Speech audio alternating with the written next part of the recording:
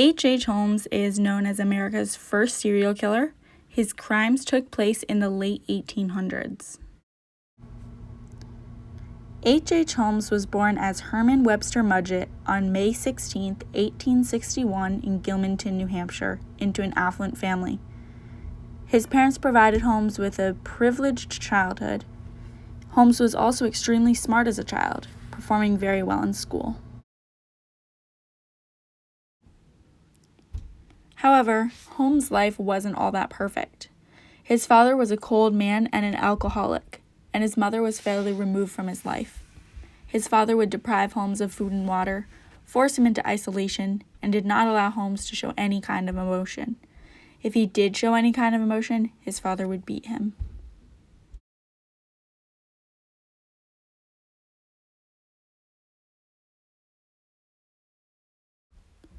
Holmes has always had a fascination with medicine and would perform surgeries on dead and alive animals in the woods near his childhood home. He would often escape into the woods to do so, due to the abuse within his household. Holmes is also suspected of killing a childhood friend, but that is not confirmed. Fast forward a few years until H.H. Holmes attended the University of Michigan Medical School. It was here that he would pursue his love for medicine. After a few years, he graduated in 1884. However, while at the University of Michigan, he was involved in a scandal. He was suspected of stealing corpses and collected these dead individuals' insurance policies for his own benefit. Upon graduation, Holmes relocated to Chicago, where he worked in the field of pharmaceuticals. He landed a job at a drugstore. However, this is when his criminal life really took off. Holmes arrived in Chicago in August of 1886. He purchased an empty lot of land across from the drugstore at which he worked.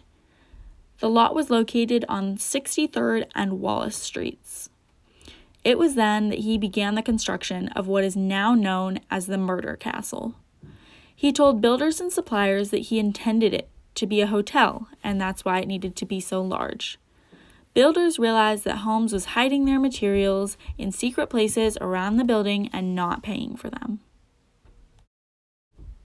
Eventually, the Murder Castle was finished.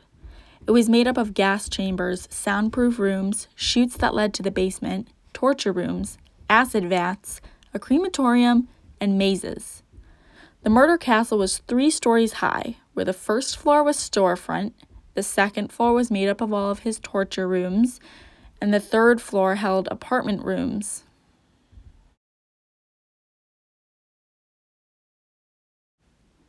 Holmes's murders definitely began in the year of 1894 or even before.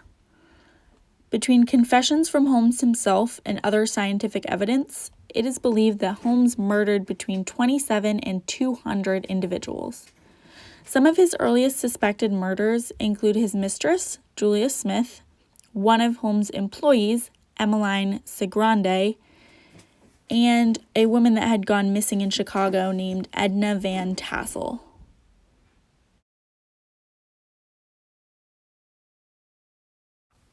While working at the Chemical Bank in Chicago, Holmes met a man by the name of Benjamin Pitzel.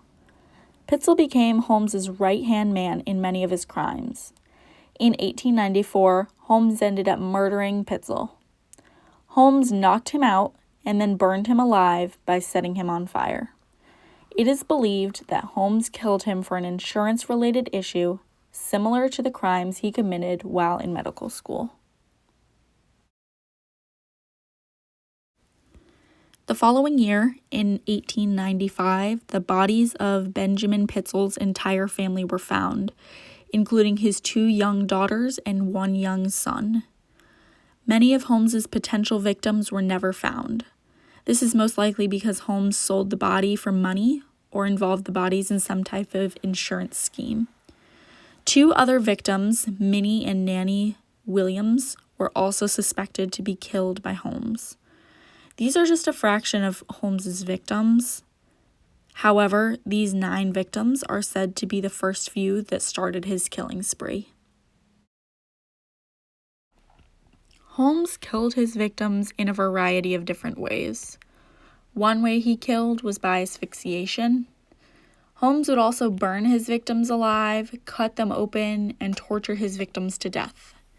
He would then either sell the bodies to make money or cremate them in his crematory within the murder castle.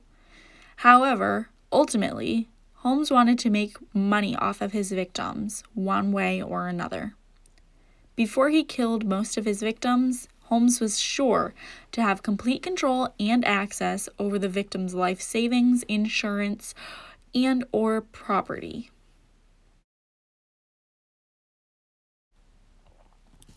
Holmes was ultimately arrested in Boston in 1894 after the police found out about his many fraud schemes. After questioning Holmes, police began to suspect that he killed Benjamin Pitzel. From there, the police suspected that Holmes killed many more than just Pitzel.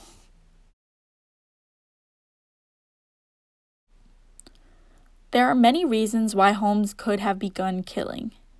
According to research, it seems that Holmes killed for financial benefit. Before he killed most of his victims, it is believed that he was sure to have complete control and access over the victims' life savings, insurance, and or property. Holmes ultimately wanted to be rich, it seems. He wanted power within finances, and to achieve that goal, he killed. Personally, I have a few ideas as to why Holmes became the criminal he was. First off, I would like to focus on his upbringing and childhood. Holmes was constantly belittled and abused by his father, who was an alcoholic. Holmes was forced into isolation, and so he was socially removed and didn't have any friends. He was also starved and was not allowed to drink water. He was also told that he could not show any type of emotion, and if he did show any type of emotion, his father would beat him. Due to all of this, Holmes struggled a lot mentally and psychologically. He did not understand how to properly express his emotions, and I think this may be why he began killing. I also think that Holmes had built up anger and tension towards his father, but took it out on others because he was so afraid to confront his father. Similarly, Holmes' exposure to this kind of abuse and violence as a child may have desensitized him to violence, therefore allowing him to act out his crimes with little to no remorse or negative feelings. Another essential piece of why Holmes turned out the way he did, in my opinion, is because of his interest in medicine and performing surgeries on animals from such a young age. Typically, children do not go into the woods and perform surgeries on both dead and alive animals. And as many of us know, there is a link between psychopathy and animal cruelty. Thirdly, as mentioned previously, Holmes did not have any friends. However, he was bullied in school for being so intelligent. So the combination of these three things, the abuse, the animal cruelty, and the bullying, are kind of a recipe for disaster.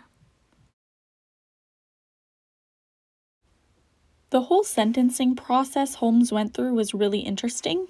While Holmes himself confessed to close to 30 murders and research suggests he killed up to 200, Holmes was only convicted and sentenced to death for one murder, the murder of Benjamin Pitzel.